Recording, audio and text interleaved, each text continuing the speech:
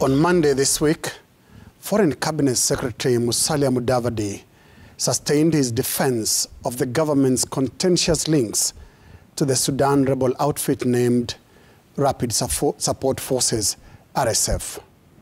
The Prime Cabinet Secretary issued a lengthy defense titled Sudan's People's Peace Initiatives, Buttressing Kenya's History as a Peace Champion in Africa. The statement, I'm afraid, opened on a misleading note, giving the impression that there is some peace initiative in Nairobi bringing together the warring parties in Sudan.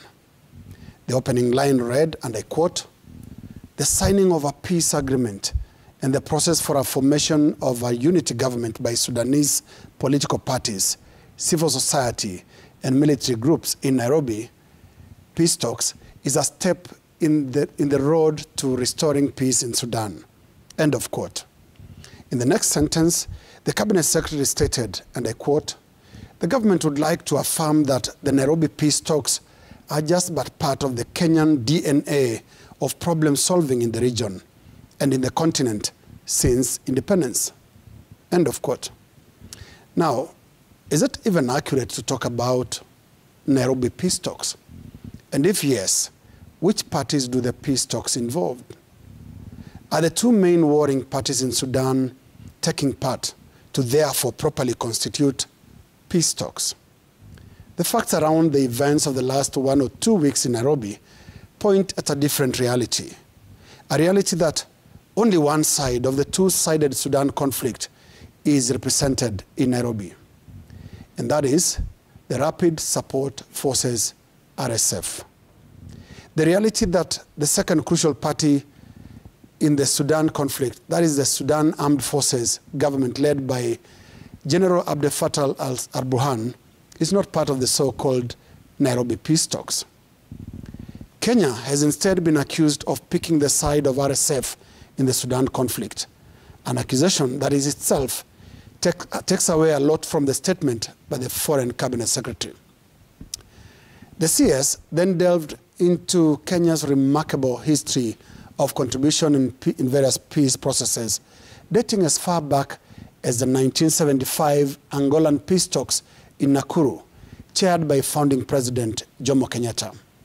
The statement then listed processes initiated under the subsequent presidents, ending with a list of peacekeeping missions Kenya has participated in.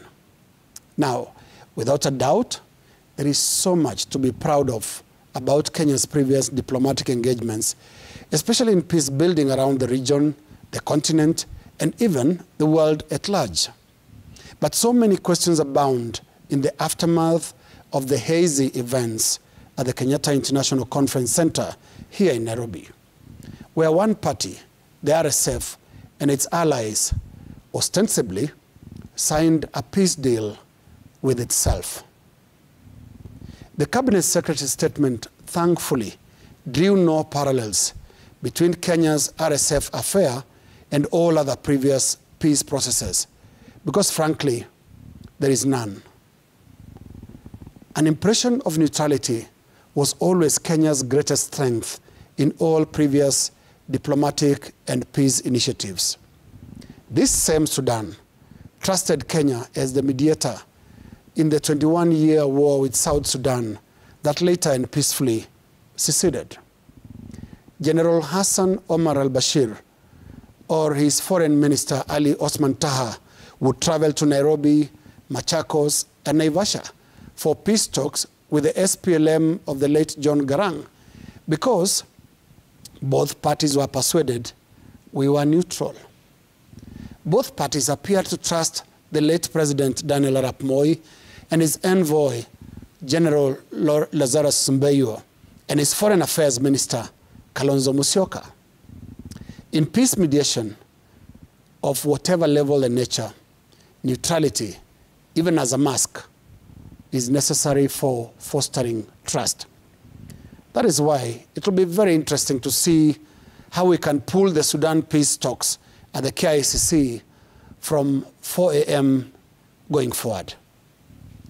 I've seen some diplomatic observers saying our handling of the RSF, an offshoot of the genocidal Janjaweed militia, robbed us of the mask of neutrality and also threatens to completely erode what is left of our historical moral authority in peace mediations. I hope they are wrong. That is my kicker.